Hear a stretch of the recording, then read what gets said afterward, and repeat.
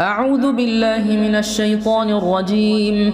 بسم الله الرحمن الرحيم. يا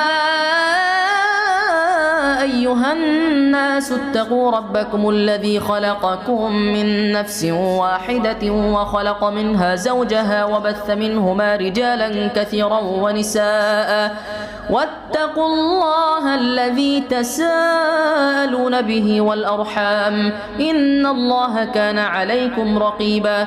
وآتوا اليتامى أموالهم ولا تتبدلوا الخبيث بالطيب ولا تأكلوا أموالهم إلى أموالكم إنه كان حوبا كبيرا. وإن خفتم ألا تقسطوا في اليتامى فانكحوا ما طاب لكم من النساء مثنى وثلاث